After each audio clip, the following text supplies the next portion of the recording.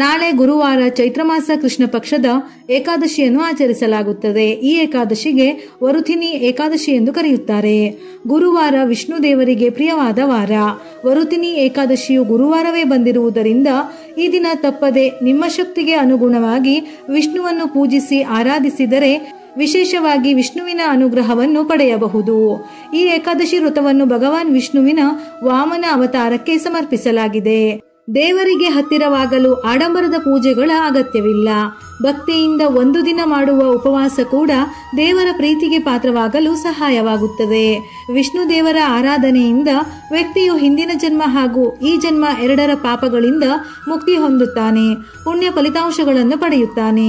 ಗುರುವಾರದಂದು ಸರಿಯಾದ ರೀತಿಯಲ್ಲಿ ಪೂಜೆಯನ್ನು ಮಾಡುವುದರ ಮೂಲಕ ಪೂಜಾ ವಿಧಾನಗಳನ್ನು ಪಾಲಿಸಿದರೆ ವಿಷ್ಣುವಿನ ಆಶೀರ್ವಾದ ಮತ್ತು ಲಕ್ಷ್ಮೀ ದೇವಿಯ ಅನುಗ್ರಹ ದೊರೆಯುತ್ತದೆ.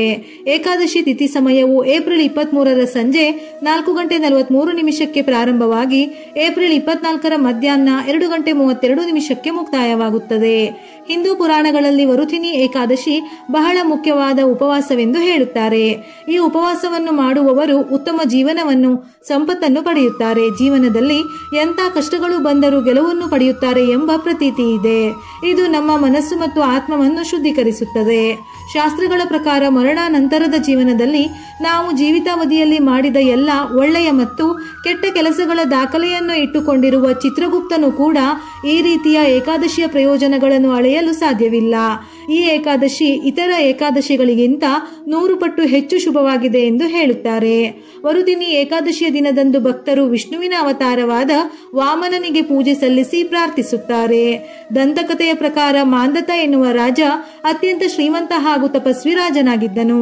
ಅವನ ಖ್ಯಾತಿಯು ಎಲ್ಲೆಡೆ ಹರಡಿತ್ತು. ಒಮ್ಮೆ ಕಾಡಿನಲ್ಲಿ ತಪಸ್ಸನ್ನು ಮಾಡುತ್ತಿರುವಾಗ ಕರಡಿಯೊಂದು ಬೆಂಕಿಯನ್ನು ಹಚ್ಚುವುದರ ಜೊತೆಗೆ ಪಾದವನ್ನು ತಿನ್ನಲು ಪ್ರಾರಂಭಿಸಿತು. ರಾಜನು ತಪಸ್ಸಿನಲ್ಲಿ ಇರುವುದರಿಂದ ಯಾವುದೇ ಕೋಪಕ್ಕೆ ಒಳಗಾಗಲಿಲ್ಲ. ನೋವು ಹಾಗೂ ಸಂಕಟವನ್ನು ಸಹಿಸಿಕೊಂಡು ವಿಷ್ಣುವನ್ನು ಸ್ಮರಿಸುತ್ತಿದ್ದನು. ಭಕ್ತನ ಭಕ್ತಿಯನ್ನು ಕಂಡು ವಿಷ್ಣು ದೇವರು ರಾಜನ ಸಹಾಯಕ್ಕೆ ಬಂದು ರಾಜನ ಜೀವವನ್ನು ಉಳಿಸಿದರು. ಆದರೆ ಕರಡಿ ಆ ಹೊತ್ತಿಗೆ ರಾಜನ ಪಾದಕ್ಕೆ ಸಾಕಷ್ಟು ಹಾನಿಯನ್ನು ಉಂಟು ಮಾಡಿತ್ತು. ಆಗ ವಿಷ್ಣು ದೇವರು, ಹಿಂದಿನ ಜನ್ಮದಲ್ಲಿ ನೀವು ಮಾಡಿದ ಪಾಪಗಳಷ್ಟೇ ನಿಮ್ಮ ಪಾದಗಳನ್ನು ತಿಂದು ನೋವುಂಟು ಮಾಡಿತು. ನೀವು ಮಥುರಾ ಭೂಮಿಯಲ್ಲಿ ವರುಥಿನಿ ಏಕಾದಶಿಯನ್ನು ಆಚರಿಸಬೇಕು. ನಂತರ ನಿಮ್ಮ ಪಾದಗಳು ಗುಣಮುಖವಾಗುತ್ತದೆ ಎಂದು ಹೇಳಿದನು. ಅಂತೆಯೇ ರಾಜನು ದೇವರ ಮಾತಿನಂತೆ ಏಕಾದಶಿಯ ವ್ರತ ಕೈಗೊಂಡನು. ಆಗ ಪಾದದ ಗಾಯವು ವಾಸಿಯಾಗುತ್ತದೆ. ಇದೇ ವರುಥಿನಿ ಏಕಾದಶಿಯ ವ್ರತದ ಕತೆ. ನಾಳೆ ಗುರುವಾರ ಈ ಏಕಾದಶಿಯ ದಿನ ತಪ್ಪದೆ ಈ ವ್ರತದ ಕಥೆಯನ್ನು ಒಮ್ಮೆಯಾದರೂ ಕೇಳಿ ಅಥವಾ ಓದಿ. ಇದರಿಂದ ಕೋಟಿ ಜನ್ಮಗಳ ಪುಣ್ಯ ಲಭಿಸುತ್ತದೆ. ಈ ದಿನ ವಿಷ್ಣುವಿಗೆ ಕೇಸರಿ ಮಿಶ್ರಿತ ಹಾಲಿನ ಅಭಿಷೇಕ ಮಾಡಬೇಕು. ಇಲ್ಲವಾದರೆ ನೈವೇದ್ಯ ಮಾಡಬೇಕು. ಇದರಿಂದ ಭಗವಾನ್ ವಿಷ್ಣುವು ಪ್ರಸನ್ನನಾಗುತ್ತಾನೆ. ಹಣಕ್ಕೆ ಸಂಬಂಧಿಸಿದ ಸಮಸ್ಯೆಗಳನ್ನು ನಿವಾರಿಸುತ್ತಾನೆ. ಕಷ್ಟಗಳನ್ನು ತೊಡೆದು ಹಾಕಲು ಗಜೇಂದ್ರ ಮೋಕ್ಷವನ್ನು ಪಠಿಸುವುದು ಅಥವಾ ಕೇಳುವುದು ಶ್ರೇಷ್ಠ.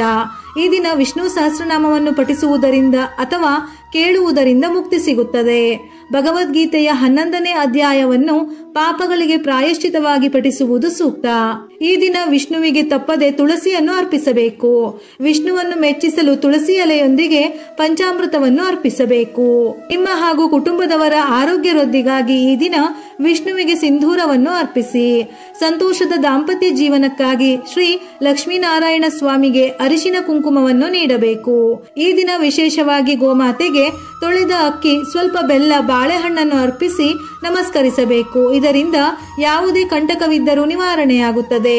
ಈ ದಿನ ವೆಂಕಟೇಶ್ವರ ಸ್ವಾಮಿಯನ್ನು ಸಹ ಪೂಜಿಸಬಹುದು. ನಾಳೆ ಬೆಳಿಗ್ಗೆ ಅಕ್ಕಿ ಹಿಟ್ಟಿನ 2 ದೀಪವನ್ನು ತಯಾರಿಸಿ ದೀಪಕ್ಕೆ ಕೊಬ್ಬರಿ ಎಣ್ಣೆಯನ್ನು ಹಾಕಿ ದೀಪಾರಾಧನೆ ಮಾಡಬೇಕು. ನಾಳೆ ಸಂಜೆ ಮನೆಯ ಹೊಸ್ತಿಲಿಗೆ ಮತ್ತು ತುಳಸಿಗೆ ಅಷ್ಟದಳ ರಂಗೋಲಿಯನ್ನು ಹಾಕಿ ತುಪ್ಪದ ದೀಪವನ್ನು ಹಚ್ಚಿದರೆ ಶ್ರೇಷ್ಠ.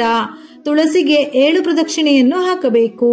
ಈ ಏಕಾದಶಿಯಂದು ವಿಷ್ಣುವಿಗೆ ಸಂಬಂಧಿಸಿದ ಮಂತ್ರಗಳನ್ನು ಪಠಿಸುವುದರಿಂದ ಕಷ್ಟಗಳು ದೂರ ಆಗುತ್ತವೆ. ಸಂಪತ್ತು, ಸಂತೋಷ ಮತ್ತು ದಾಂಪತ್ಯದಲ್ಲಿ ಪ್ರೀತಿಯನ್ನು ಹೆಚ್ಚಿಸಲು ಸಹಾಯ ಮಾಡುತ್ತದೆ. ಈ ದಿನ ಸಂಜೆ ವಿಷ್ಣುವನ್ನು ಪೂಜಿಸಿದ ನಂತರ ತುಳಸಿಯ ಬಳಿ ತುಪ್ಪದ ದೀಪವನ್ನು ಹಚ್ಚಬೇಕು. ಏಕಾದಶಿ ವ್ರತವನ್ನು ಆಚರಿಸದೇ ಇದ್ದರೂ ಈ ದಿನ ಸ್ನಾನದ ನಂತರ ಏಕಾದಶಿ ವ್ರತದ ಕಥೆಯನ್ನು ಹೇಳಿ ದೇವಸ್ಥಾನಕ್ಕೆ ಹೋಗಿ ನಿಮ್ಮ ಕೈಲಾದ ಸಣ್ಣ ಪುಟ್ಟ ಸೇವೆಯನ್ನು ಮಾಡಿದರೂ ಒಳ್ಳೆಯ ಫಲಗಳು ಪ್ರಾಪ್ತಿಯಾಗುತ್ತದೆ. ವಿಡಿಯೋ ಇಷ್ಟ ಆಗಿದ್ದಲ್ಲಿ ಮರೆಯದೆ ಲೈಕ್ ಕೊಟ್ಟು ನಿಮ್ಮವರಿಗೆ ಶೇರ್ ಮಾಡಿ. ಉಪಯುಕ್ತ ಮಾಹಿತಿಯೊಂದಿಗೆ ಮತ್ತೆ ಭೇಟಿಯಾಗೋಣ.